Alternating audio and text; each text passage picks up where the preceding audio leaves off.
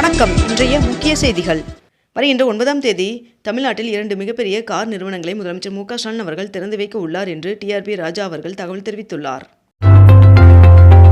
UGC net தேர்விற்கான முடிவுகளை தேசிய தேர்வுகள் முகமை வெளியிட்டுள்ளது.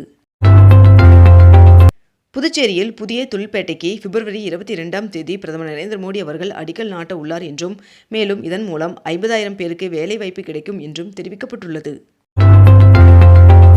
22 கேரட் ஆபண தங்கத்தின் விலை சவரனுக்கு ரூ.1600 குறைந்து ஒரு சவரன் ரூ.1,12,960 ஒரு கிராம் ரூ.14,120 விற்பனை செய்யப்பட்டு வருகிறது. இதனைத் தொடர்ந்து 1 கிராம் வெள்ளியின் விலை கிராமிற்கு ரூ.20 குறைந்து 1 கிராம் வெள்ளி ரூ.280 விற்பனை செய்யப்பட்டு வருகிறது. கார்ல் மார்க்ஸ் அவர்களின் சிலையை முதலமைச்சர் மு க ஸ்டாலின் அவர்கள் திறந்து வைத்தார். கீழடி திறந்தவெளி அருங்காட்சியகத்தில் செல்பி பாயிண்ட் விரைவில் திறக்கப்பட உள்ளதாக தெரிவிக்கப்பட்டுள்ளது. தொட்டபெட்டா தேயிலை பூங்காவில் 80,000 அலங்கார செடிகள் உற்பத்தி செய்யப்பட்டுள்ளது.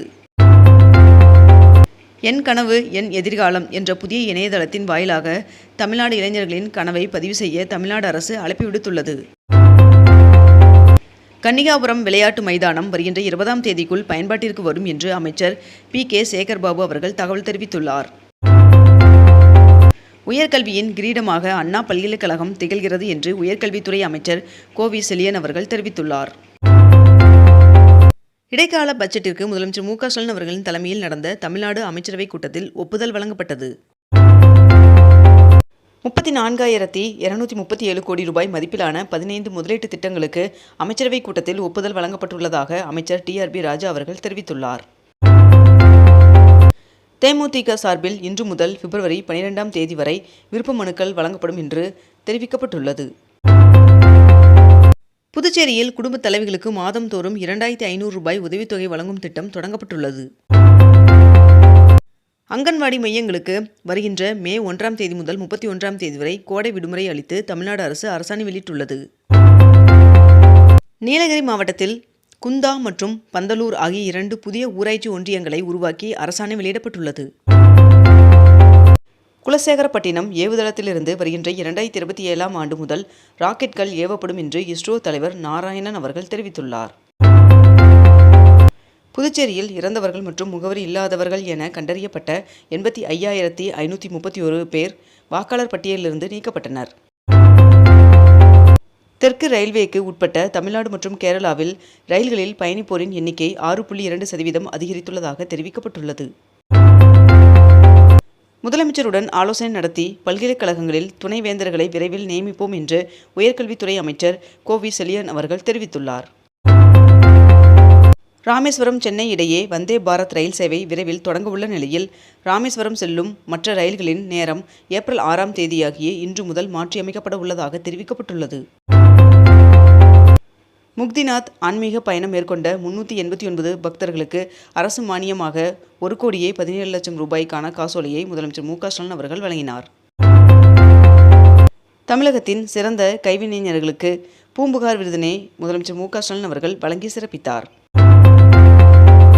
தமிழ்நாடு பால் உற்பத்தியாளர்கள் கூட்டுறவு இணையத்தின் சார்பில் 100 கோடி ரூபாய் மதிப்பீட்டில் முடிவுற்ற திட்டப்பணிகளை முதலமைச்சர் மு க ஸ்டாலின் அவர்கள் தொடங்கி வைத்தார். நாமக்கல் மாவட்டத்தில் 89 கோடியில் கட்டப்பட்ட அதிநவீன பால் பண்ணையை முதலமைச்சர் மு க ஸ்டாலின் அவர்கள் திறந்து வைத்தார். வருகின்ற பிப்ரவரி 28ஆம் தேதி பிரதமர் நரேந்திர மோடி அவர்கள் மதுரைக்கு வருகை தர உள்ளதாக தகவல் வெளியாகியுள்ளது. கொடைக்கானல் புனித பதுவை அந்தோணியார் ஆலயத்தின் 105வது ஆண்டு திருவிழா கொடியேற்றத்துடன் கோலாகலமாக தொடங்கியது. மேலும் வருகின்ற 14ஆம் தேதி இரவு அலங்கார தேர்பவனி நடைபெற உள்ளதாகவும் தெரிவிக்கப்பட்டுள்ளது. டெல்லியில் 2 மாத சோதனை முயற்சிக்கு பிறகு பாரத் டாக்ஸி திட்டத்தை அமித்ஷா அவர்கள் தொடங்கி வைக்க உள்ளார் என்று தகவல் வெளியாகியுள்ளது.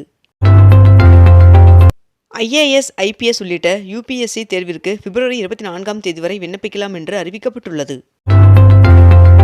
ராமநாதபுரத்தில் உங்களுடன் ஸ்டாலின் திட்ட பயனாளர்கள் 2,151 பேருக்கு ரூ.1,10,00,000 மதிப்பிலான நலத்திட்ட உதவிகள் வழங்கப்பட்டன. 2026-27ஆம் கல்வியாண்டிற்கான JEE முதற்கட்ட முதன்மை தேர்விற்கான தற்காலிக விடை குறிப்பை NDA வெளியிட்டுள்ளது. சென்னை கோட்டத்தின் 48 புறநகர் ரயில் நிலையங்களில் நவீன டிஜிட்டல் அறிவிப்பு பலகைகள் பொருத்தப்பட்டுள்ளன.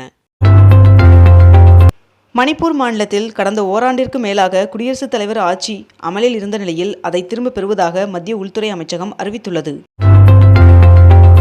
ஒகேனக்கல் காவிரியில் வருகின்ற நீரின் அளவு 2000 கனஅடியாக அதிகரித்துள்ளது. தேங்காய் மதிப்பு கூட்டுதல் மற்றும் பொருட்கள் தயாரித்தல் தொடர்பான பயிற்சி வருகின்ற 10ஆம் தேதி முதல் 3 நாட்கள் நடைபெறும் என்று அறிவிக்கப்பட்டுள்ளது. எல்லை தாண்டி மீன் பிடித்ததாக ஜனவரி 20ஆம் தேதி கைது செய்யப்பட்ட மயிலாடுதுறை மீனவர்களுக்கு பிப்ரவரி 17ஆம் தேதி வரை காவல் நீட்டிக்கப்பட்டுள்ளது. நகைச்சுவை கலைஞரான NS கிருஷ்ணன் அவர்களின் திருவுருவச் சிலையை முதலமைச்சர் மு.க.ஸ்டாலின் அவர்கள் திறந்து வைத்தார். ராணிப்பேட்டையில் அமைக்கப்பட்டுள்ள டாடா நிறுவனத்தின் ஜாகுவார் கார் உற்பத்தி தொழிற்சாலையை வருகின்ற 9ஆம் தேதி முதலமைச்சர் மு.க.ஸ்டாலின் அவர்கள் திறந்து வைக்க உள்ளார். விழுப்புரம் மாவட்டத்தில் சுற்றுப்பயணம் மேற்கொண்டுள்ள முதலமைச்சர் மு.க.ஸ்டாலின் அவர்கள் சுமார் 44 கோடி மதிப்பில் 13,800 பயனாளிகளுக்கு நலத்திட்ட உதவிகளை வழங்கினார். டாடா கெமிக்கல்ஸ் நிறுவனம் தமிழ்நாட்டில் 1,300 கோடி ரூபாய் அளவிற்கு முதலீடு செய்ய திட்டமிட்டுள்ளதாக தகவல் வெளியாகியுள்ளது. மாநகராட்சி பகுதிகளில் உள்ள பூங்கா மற்றும் திடல்களை தத்தெடுக்க மற்றும் பராமரிக்க விண்ணப்பிக்கலாம் என்று தெரிவிக்கப்பட்டுள்ளது. UPI மூலமான பரிவர்த்தனைகளின் மதிப்பு நடப்பு நிதியாண்டில் டிசம்பர் மாதம் வரை 230 லட்சம் கோடியை எட்டி சாதனை படைத்துள்ளது என்று ஒன்றிய அரசு தெரிவித்துள்ளது. விழுப்புரம் மாவட்டம் திண்டிவனம் பகுதியில் நடைபெற்ற அரசு விழாவில் என் ஊர் என் எதிர்காலம் என்ற திட்டத்தை முதலமைச்சர் மு.க.ஸ்டாலின் அவர்கள் தொடங்கி வைத்தார். சென்னை மெட்ரோ ரயில் நிறுவனத்தின் வருவாய் 2024-25ஆம் நிதியாண்டில் கட்டணம் தவிர்த்து இதர பிரிவுகளில் 30% வரை அதிகரித்துள்ளதாக தகவல் தெரிவிக்கப்பட்டுள்ளது. இந்த ஆண்டு தேர்வு எழுதும் மாணவர்களுடன் பிரதமர் நரேந்திர மோடி அவர்கள் நடத்திய கலந்துரையாடல் வருகின்ற பிப்ரவரி 6ஆம் தேதி ஒளிபரப்பப்பட உள்ளதாக தெரிவிக்கப்பட்டுள்ளது. தமிழ்நாட்டில் உள்ள அனைத்து கிராம ஊராட்சிகளிலும் பணியாற்றும் தூய்மை காவலர்களுக்கான மதிப்பூதியம் 5,000 ரூபாயிலிருந்து 6,000 ரூபாயாக உயர்த்தி தமிழ்நாடு அரசு அரசாணை வெளியிட்டுள்ளது.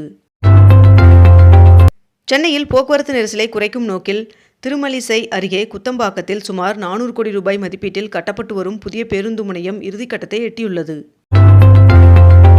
ஓராண்டிற்கு மேலாக வெளிநாடுகளில் வசிக்கும் இந்திய பயணிகள் தங்க நகைகளை வரியின்றி கொண்டுவர பெண்கள் 40 கிராம் வரையிலும் ஆண்கள் மற்றும் மற்றவர்கள் 20 கிராம் வரையிலும் அனுமதிக்கப்படுவார்கள் என்று தெரிவிக்கப்பட்டுள்ளது. வருகின்ற பிப்ரவரி 11ஆம் தேதி பிரதமர் நரேந்திர மோடி அவர்கள் புதுச்சேரிக்கு வருகை தர உள்ளார் என்று தகவல் வெளியாகியுள்ளது. நாகர்கோவிலில் நலத்திட்ட உதவிகள் வழங்கும் விழா பிப்ரவரி 20ஆம் தேதி நடைபெற உள்ள நிலையில் முதலமைச்சர் மு.க.ஸ்டாலின் அவர்கள் வருகின்ற பிப்ரவரி 19ஆம் தேதி குமரி மாவட்டத்திற்கு வருகை தர உள்ளார் என்று தகவல் வெளியாகியுள்ளது. இத்துடன் இன்றைய தலைப்புச் செய்திகள் நிறைவடைகின்றன. மேலும் இதுபோன்ற அண்மை தகவல்களை உடனுக்குடன் தெரிந்து கொள்ள அக்னிபூ சேனலை சப்ஸ்கிரைப் செய்து கொண்டு தொடர்ந்து இணைந்திருங்கள். நன்றி, வணக்கம்.